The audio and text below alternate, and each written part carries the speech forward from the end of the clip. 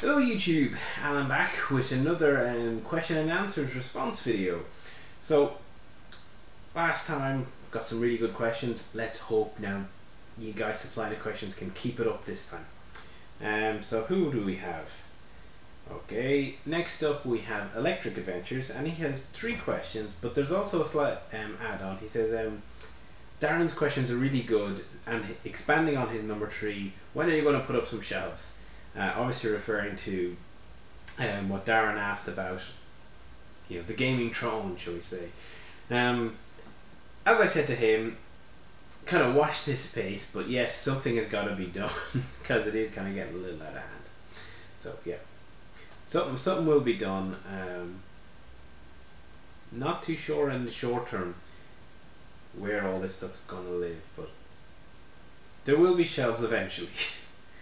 So, moving on to, I suppose, the actual questions then. What is your favourite Master System game? This is actually an easy enough question for me, and it's Wonder Boy 3: The Dragon's Trap. I've kind of mentioned it quite a few times, I think, in here and there, kind of whatnot, but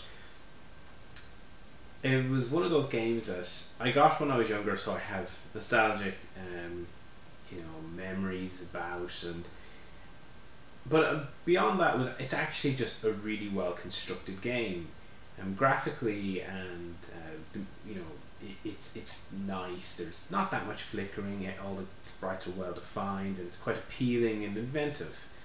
And in terms of audio, then, the Master System often gets a bad rap, but it actually is a good sounding game, and most of the tunes, pretty much all the tunes, the entire soundtrack is very good. And one of the few games where you could hold up and say, look, it's not all kind of terrible bleeps and bloops. And then of course there's the gameplay with the multiple characters and using them to explore the different areas, and they all having their strengths and weaknesses, which was a type of gameplay that was a bit more popular, I think, the kind of Metroidvania type of thing on the Nintendo side of things. But there wasn't a hell of a lot of that on the Master System, but Wonder Boy 3 really nailed it. And it was coming, from a strong pedigree anyway in the Wonder Boy series, so you can't go wrong there. If I had to pick close follow-ups, it would of course be the kind of mascot characters, Sonic, Mario. I guess Wonder Boy's a mascot one too. So, yep, that's kind of number 1, easy pick for me. However, then he goes on to say, "What is your favorite game, any system?" Now that's one that, if you ask me this question tomorrow, I'll probably come up with a different answer. But I'm going to say, what am I going to say? Because a few games are kind of going through my mind, and I'm kind of, oh yeah, that one, no, that one. Probably The Legend of Zelda: Ocarina of Time. But there's quite a few contenders, and one of which is Majora's Mask. I always see the N64 and Zelda games as being a kind of a pair.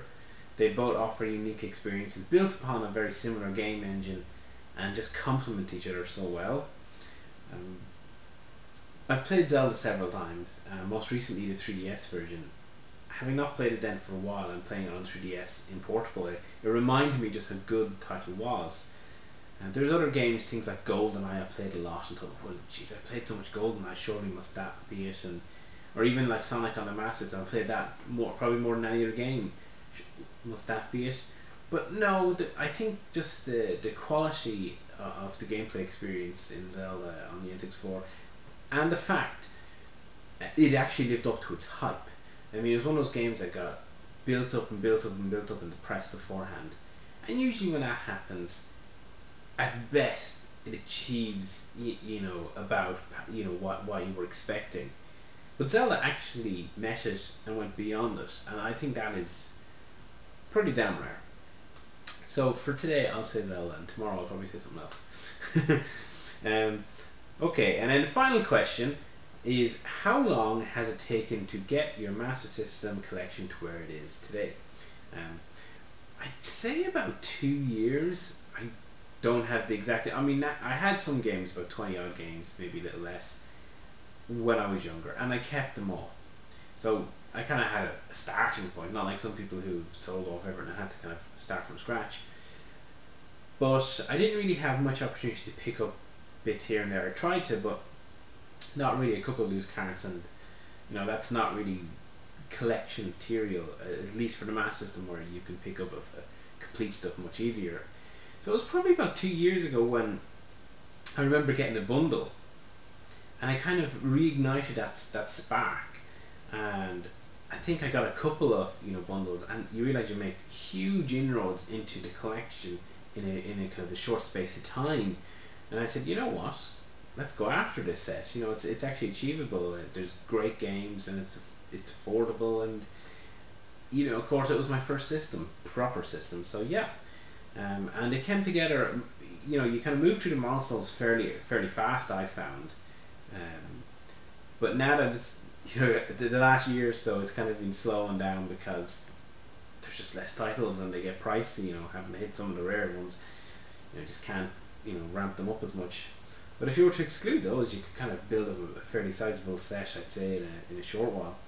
I know there's a guy in the Sega 8-bit forums that I think he completed his set in like a few months just from scratch. So you can do it really fast if you're willing to be very vigorous with it and spend. But I've tried to take it a little bit more, I guess you could say, laid back pace for a Master System collection. But sure, everyone sets their own goals. I can't remember actually now if I had actually said who those questions were from. They're from Electric Adventures, all the way down in Oz. He's going for a full Master System set as well. Doing pretty well, but I think there are certain games he mentioned to me about certain titles being a little harder to find, and in Europe most of the titles are fairly abundant, so you kind of take it for granted that Australia's the same, but apparently some of them aren't quite as abundant over there as they were over here. Anyway, thanks Tony for the questions. Some good stuff there, and made me really think about that favourite game one. So moving on, then we have, I'm not too sure to pronounce this, but it's IP38. You can correct me if I got that wrong. And his question, just one, he says, what is your favourite game series? And kind of leading on from Electric Adventures question about favourite game, my favourite series is probably Zelda. A few other contenders, Mario, Sonic, even Wonder Boy, but Zelda has been just so long running, and with so many quality titles versus duds. Really, if you say, for example, you look at Sonic, there's some great titles in the Sonic series, but there's some atrocious games too, or games that you could just say is only a mother could love type of thing. Only the real fans would really appreciate them. Whereas Zelda, the quality of the software has been just much stronger, much more consistent. They've kind of had a few dips recently, in more recent years. Probably in the years where the franchise has been most active, perhaps there's an element of tiredness. You look back and you had like 2 games on the SNES, but then one on the SNES. Kind of a quiet time where you'd want a handheld game, Link's Awakening. Then you had Ocarina of Time. How could I forget that one? Sheesh. Okay, they had the CDI titles, but they weren't. They were licensing. In the better part of a decade, from 1990 to 2000, there was about 4 Zelda titles. But in more recent years, there's nearly a Zelda title every year. So they have kind of upped the ante in terms of releases.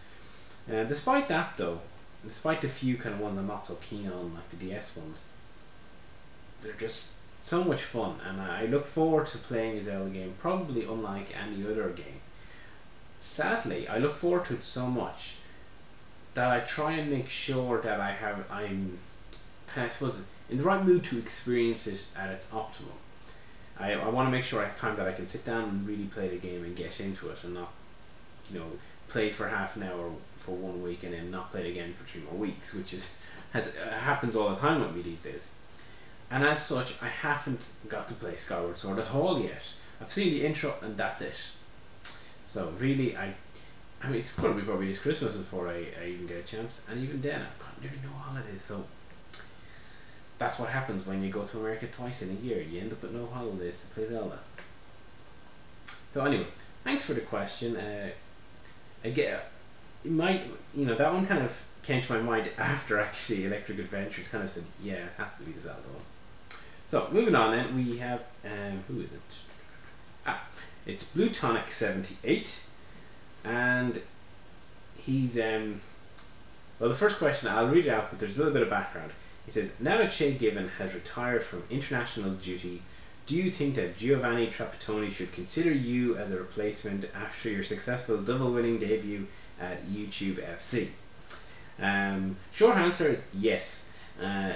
But for those that aren't familiar, Blue Tonic ran a kind of a series called YouTube FC, in a championship manager type series where he created a team called YouTube FC, as I just mentioned, and he populated with players that were YouTube people on YouTube, and they gave stats and positions and all this sort of stuff, and then he became the manager, and we went through the kind of started out as bottom of League 3 in Division 3 in the English league, and went through a complete season, and in the end we actually won the Auto Windshield Cup and the league itself. On the very last day we won the league, which was great, and it was just such an enjoyable series.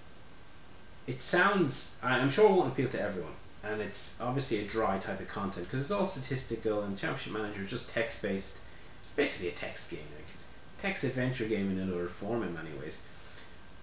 But Big Thomas commentary was just so entertaining, and you actually really, or at least I found myself really getting into it. So you're watching this text going by, and you feel like you're actually playing, and you see people scoring. You're like, yeah, they scored. Or in my case, I was the goalkeeper, and it was if I seen possession going into the opponent's half, that they were dominant and shots were going by, looking for my name, going, oh God, saving that, and then of course you either make a good save, it's yes, but you have the other side where you do something completely stupid. At one point I went through a terrible poor run where we lost like 2 or 3 games in a row, and every single shot they only had like about 4 shots on target in a few games, and every single one went in, so I was just having a nightmare, but luckily recovered. In fact, got quite a few man of the matches in Everton.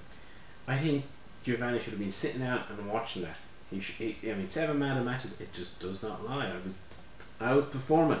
Now that Shay's out of the way, it's my time to shine. So yes. And moving on then, because that was probably a long answer. Using your imagination, yet keeping it realistic, how do you see gaming in a decade or more from now? Oh, that is... And I see the third one as well. These are really tough questions. They require imagination, which, as a child, you have great imagination. You look at kind of barely formed blocks of things, and you can make out what form it is in your head. And now as an adult, it's kind of like, oh, what is gaming going to be like in a few years? You're like, I mean, the obvious answer is more of the same. If you look at gaming 10 years ago to today, not much has changed. You have more connectivity, and you have, shall we say, motion controller, non-traditional D-pad buttons controllers. But the kind of main body of gaming is still very traditional. The graphics have gotten nicer, but that's about the height of it. Perhaps you could point to the rise in casual games or simple form games as being a change, and yes, they are. Some of them are, you could say, can't even be classed as games. Things like brain training, but the casual gaming format is really just harkening back to the kind of arcade style format too, where you have shorter game time play. You got simpler mechanics, easier to understand and get into in a quicker time frame. So if anything, the industry has kind of gone in a cycle. And if that was to continue, in 10 years time, I guess you'd see the casual formed games have evolved to, if you were to describe them now as being sort of 8-bit, 16-bit, maybe those games would be more like the early 3D games. So we would have casual games that were, I guess, like simple 3D concept games. Um, but in terms of main gaming, it's hard to see it changing that dramatically. Even with something like the Wii U, where you have like a new control interface, it's still to facilitate the same games. Like, what do Nintendo use to show it off? They use Pikmin, a game that's 10 years old. They use New Super Mario Brothers, a game that's 25 years old. So it's nuance, evolution on the same things. And to be honest, unless there is a revolutionary leap in technology, I don't see that changing. And I don't see there being a revolutionary leap. We might get something like head mounted displays, but they're still to a certain degree going to be for a niche application. That would be quite interesting because it'd be the first step into a more VR style experience. And maybe not 10 years, but maybe further down the line we might see a bit more of that. It really depends how much John Carmack can push that. But yeah, that probably sounds rather downbeat. It'll just be more the same, please. I don't think graphics will probably make as big a leap as they have done. Simply that the gap is shrinking in where you can go. Physics will be better. Maybe FPSs won't be the dominant genre. But if 3D gaming remains a kind of at the forefront in its current form, or even in virtual kind of reality type of mode, that type of first person perspective game is going to remain very much at the forefront of what people want. I think there might be a slight increase in deeper concept games, things like the Skyrims, the more epic um, games. But I also think we're going to see a gap. We're going to see some companies succeed marvelously with those big titles, budget wise and content, and we're going to see a kind of a missing gap in the middle, perhaps, and then you end up with the more casual, simple experiences. So you kind of end up with two tiers of gaming instead of, shall we say, kind of a broad range. There doesn't seem to be much room for games that are not just iPhone apps, not just simple DS games, but a bit more advanced, a bit more complex, but without going full hog and having that AAA budget. It seems to be hard to kind of hit that middle ground, which people did do in the past. Say, for example, look back at the 16-bit era.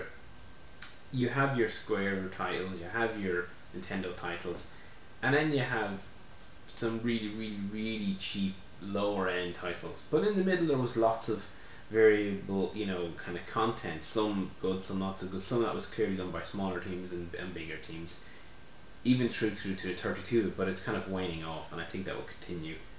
So again, it's more the same. Damn, I guess my answer is more the same, and I better get on to question 3. Because question 3 is a doozy. What is the perfect sandwich? And I'm going to assume he's talking about a sandwich which involves bread.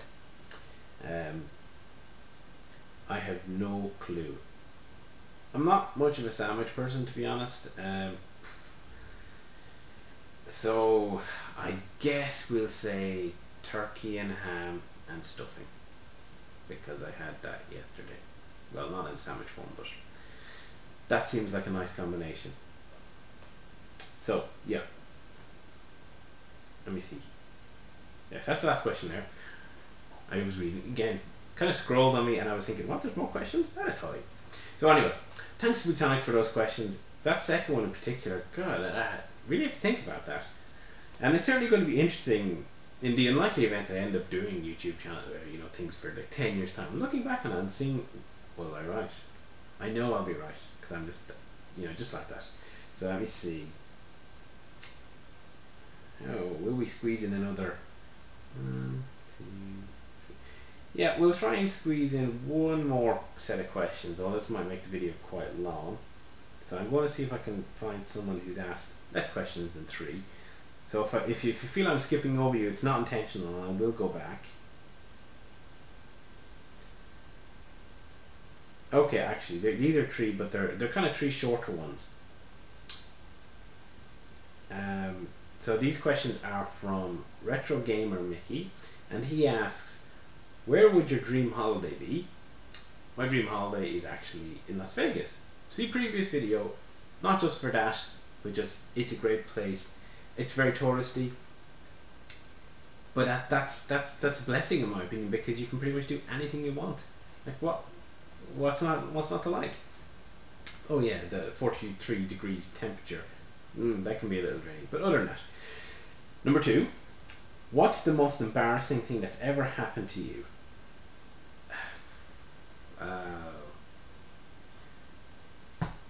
That's so hard to answer. Off the top of my head,